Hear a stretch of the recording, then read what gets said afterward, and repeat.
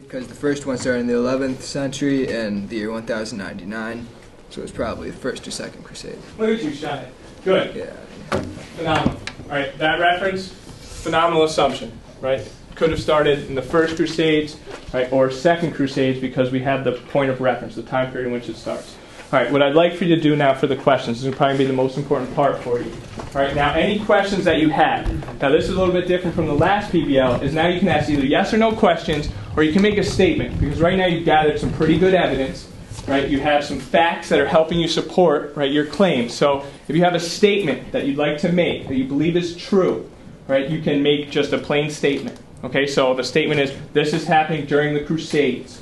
Right, you already have an answer for it, so you can make a statement. And what I've done here, in yellow, right, if you look at the yellow for this first part, right, the first two sentences will unlock a picture.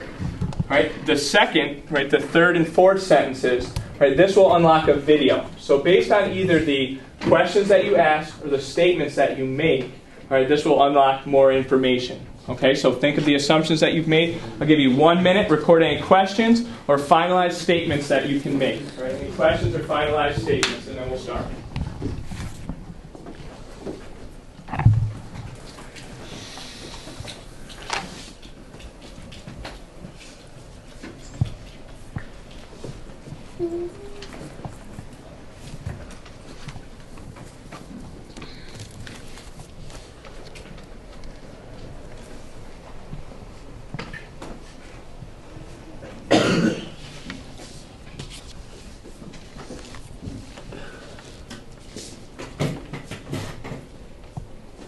Remember your statements, you want to try to back up with fact.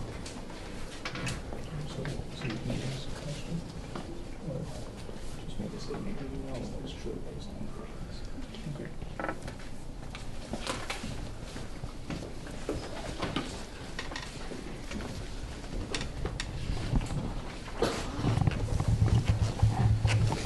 3, 2, 1.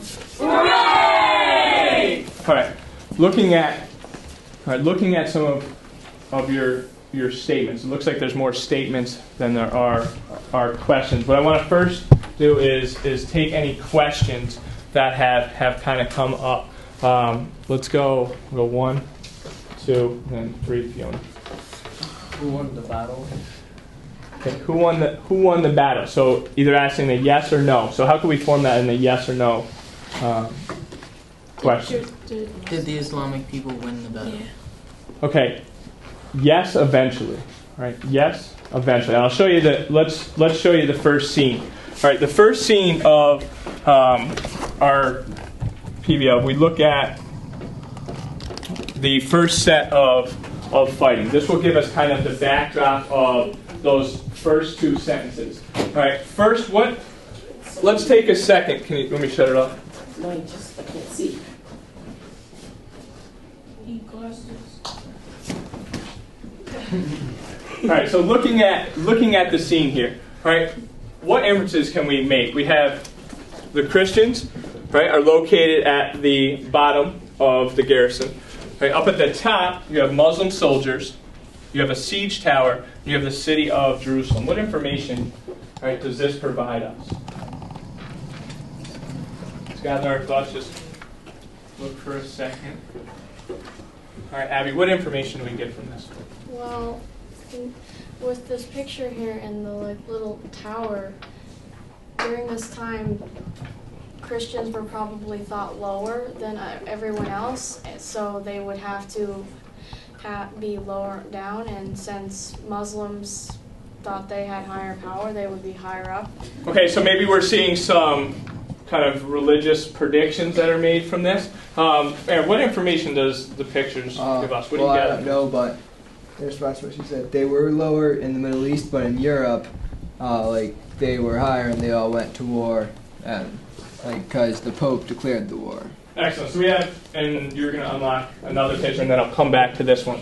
All right, what Aaron is talking about here. Right here, you have the gathering under Pope Urban II has gathered his followers, right, taken Christians under the name of the cross, in the name of God, and made a religious pilgrimage to Jerusalem. Now, this is over a 3-year time period in which they travel 3,000 miles all right, in this, right, crossing through the Alps, difficult terrain, through a stronghold in Constantinople, most of our warfare, right, is going to happen within this last 700 miles, but a majority of the fighting is going to happen in the city of Jerusalem.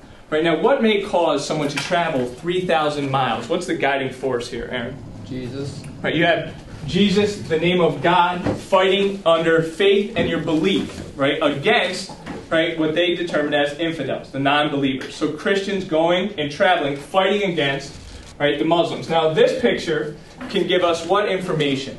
Right, Paul? That at this point, the Muslims were in control of Jerusalem? Excellent. For 400 years.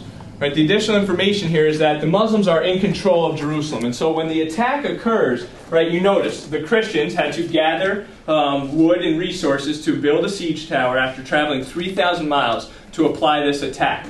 Now, at this case, right, the Muslims were kind of shocked, right, that they had traveled this far. And so that will give us some insight into what this looks like. We go back to the part here where it says, one of your brothers was tortured by being cast into burning flames while alive, and you have been forced to pick up your way over the dead bodies of men and horses with blood up to your knees inside of the Dome of the Rock.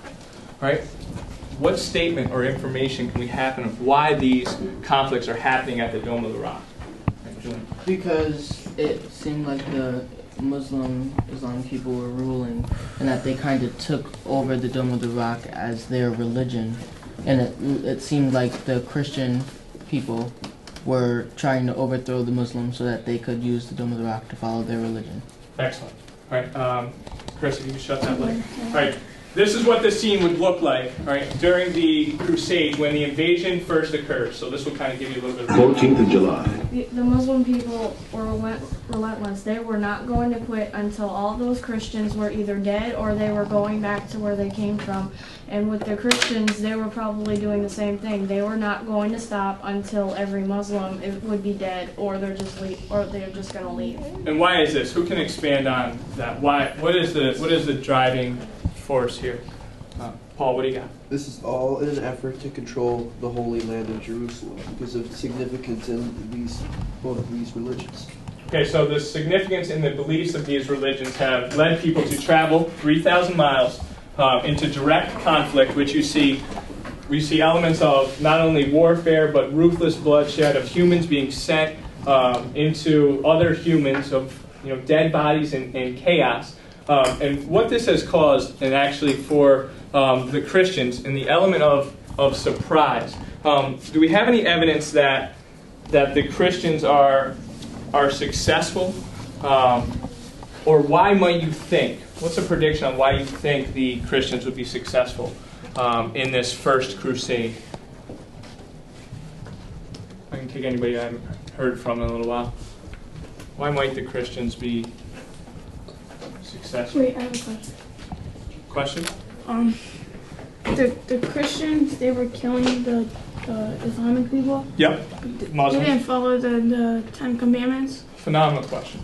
Just don't murder. If you're defending yourself, it's sort of alright. Yeah, kill war someone. occurs throughout the Bible. So, well, yes. Well, I mean, war is an element of all of the holy books. But one of the things that was revoked was the commandment of "Thou shalt not kill," unless it was an infidel. Pope Urban II guided people by saying, "Strike against the non-believers." Right? And what we see here, Marcello, is a great question. Is the Christians using this as passion of their faith to go and attack the Muslims? And so, what you see in these pictures here, Haley, statement or question? Well, it says when we learned about like Muslims and the religion that it was their belief to convert others into their religion, but like not forcefully. Mm-hmm. So why would they be fighting and not like going into war to make people believe?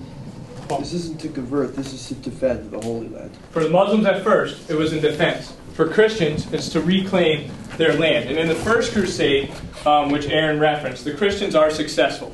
Right? What evidence do we have here that this is Jerusalem? We have what? The Dome of the Rock. Right, number 2 here, right, we have the Dome of the Rock, we have the central location of Jerusalem. The Christians are victorious, right, in the First Crusade. Right, now, evidence from, and Abby, let me just move to the second paragraph here, and I'll get back to your question. In the second paragraph, right, what inferences, assumptions, or statements can we make about that second paragraph that the tides are going to turn? That's what I was trying to answer. Abby? Yep. Yeah, well, You were reading my mind. like the second and the third one, it says that they were just like heavily having faith in Allah, that he was just going to have a basically internal beatdown on the Christians and they were going to somehow win. But it says like, so it must mean that like they're even though they're fighting back as hard as they can, they're hanging by a thread. Mm-hmm. And then after that it says time will only tell what the result will be. So even though they're heavily praying in Allah, and even though they're fighting really hard, they could still lose really badly. And the new leader, right, Saladin, as you can see in any type of leadership role, kind of strikes this emotional leadership, right? He was steadfast and fearless. And so the leader, Saladin, who leads the Muslims to be victorious, and you can see the journey in which the next and following Second, Third, and Fourth Crusades take place. What information does this map give us about the route in which the Crusades takes? What information can we gather from here? James, what's some pivotal information that we have here? The time periods that they happened in? All right, we have a time period, right, the Crusades, which last almost 200 years. So we have 200 years of fighting. Abby, something else? With a couple of the Crusades in particular, some of them are mostly land-based, and then some of them are almost all sea-based. Excellent. So you have an attack on land and by water. The steadfast leader, Saladin, takes on the Christians, and what will lead into our second video.